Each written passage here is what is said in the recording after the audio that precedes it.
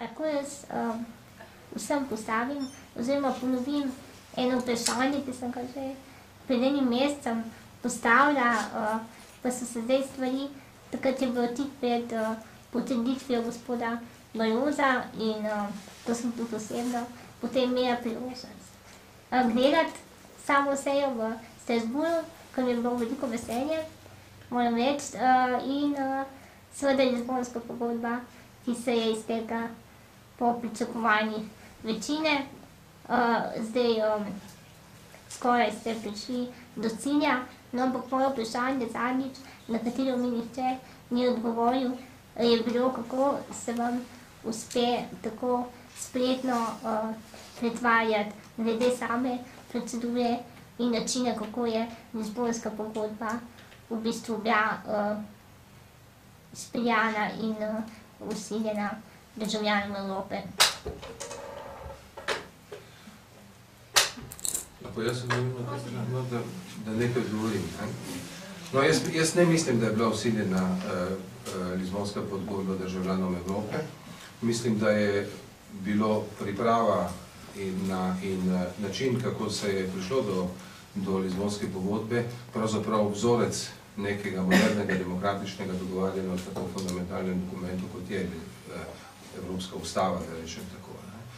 Zdaj, dejstvo, da so v nekaterih državah iz tega ali onega razloga bodisi posamezniki, bodisi javnost oziroma volilno telo pokazali, da imajo svoje zadržke oziroma skepso, je pač del realnosti te Evrope, v kateri je težko najti konsens o kateremkoli vprašanju.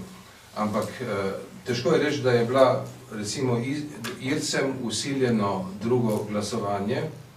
Jaz sem na to vprašanje podobno enkrat odgovoril, da se meni ne smilijo Irci, ki so morali dvakrat glasovati, ampak se smilimo mi, ki smo morali čakati zaradi Ircev tako dolgo. Ravno tako se mi ne smili gospod Kačinski, niti gospod predsednik Klaus.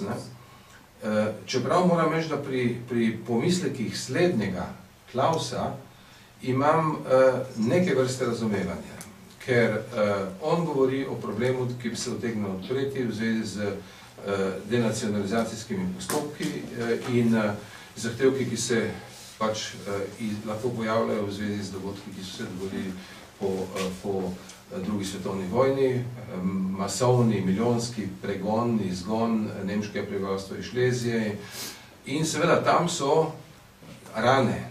Tam se seveda lahko postavljajo tudi zahtevi povračanja premoženja v ogromnih zneskih, ki jih država komaj da lahko prenese. In seveda tam obstaja tudi fundamentalni sporazum med Češko in Nemčijo o tem, da sta rešili odprta vprašanja, ki izhajajo iz druge svetovne vojne. Tako da mislim, da ponovno odpiranje tega vprašanja bi vneslo nemir v Evropo, bi povzročilo velike težave Češki. Čeprav je treba reči tudi, da nemška vlada seveda takšnih zahtev ne postavlja. Z nemške strani se zahteve po nekih novih restitucijah niso nikoli uradno postavljene. Nemška vlada vodi zelo modro politiko, ko gre za to vprašanje. Ampak seveda, če spremljate medije, recimo nemške, delo različnih organizacij, nevladnih in tako naprej, je jasno, da je pritisk na to velik in seveda, če se to ponavlja potem recimo še na Poljskem, potem se odpirajo neke vprašanja, ki jih Evropa, takšna kot je danes, zelo težko prenese. Tako da recimo tukaj imam recimo razumevanje za razlog, za argument, nimam pa razumevanja za to, da pa predsednik ne podpiše pogodbe in verjetno je zdaj na ta problem opozoril dovolj glasno, mislim pa, da bi zdaj bilo logično pričakovati, da bo tudi Češka naredila to, kar je edino logično, da pristopi k Lizbonski pogodbi in da se Lizbonska pogodba zdaj začne uresničevati. No, jaz bi rekla, gospa Pečeviča, da se ne pretvarjam glede Lizbonske pogodbe in da ni bilo vsiljena državljanom Evropske unije. Jaz močno verjamem, da Evropska unija rabi to reformno pogodbo, zato da bo lahko sploh v prihodnje učinkovito funkcionirala, še posebej, če in ko se bo širila na druge države. Namreč brez Lizbonske pogodbe, te reformne pogodbe, nadaljnje širitev ne bi bilo mogoče. Jaz mislim, da smo imeli dovolj časa, tudi Evropska unija, za razprave. Imeli smo ustavno pogodbo, ki je bila zelo kompleksen dokument, vendar na 2 referendumih ni uspela. Posledica je ta reformna pogodba in jaz mislim, da je velika večina držav dokaz za to, da državljani rabijo in Evropska unija rabi te spremembe. Jaz si močno želim, da bo tudi češki predsednik nazadnje priznal in spremenil pozitivno stališče, spremenil svoje stališče v prid vsem državljanom Evropske unije.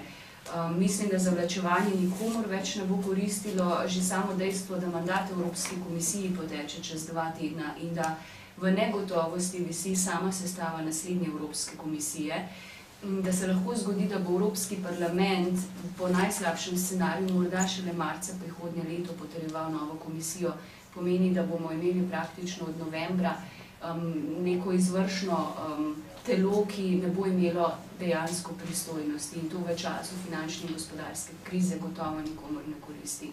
Tako da jaz zelo upam, da po tem referendumu na Irskem, da bo ta postopek se končal v čim krajšem času.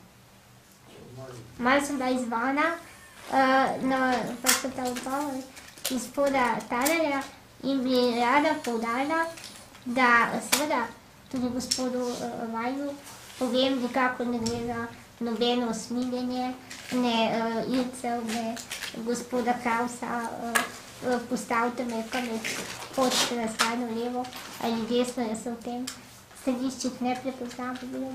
Jaz razmišljam po logiki, ki je sledeča. V Sloveniji ni bilo ene same javne razprave o vsebini Lizbonske pogodbe. Ne na nacionalni televiziji, ne kjerkoli drugje. Bila je v parlamentu in po tistem, kar sem gledala neposredni prenos, je bilo očitno, da več kot polovica poslank in poslancev nima pojma, o čem se odloča. Imeli so repertoar 5 stavkov, ki so jih pač retorično obračali. To je to. V Evropi edina država, ki je imela pač možnost izrekanja na referendumu, je bila Irska.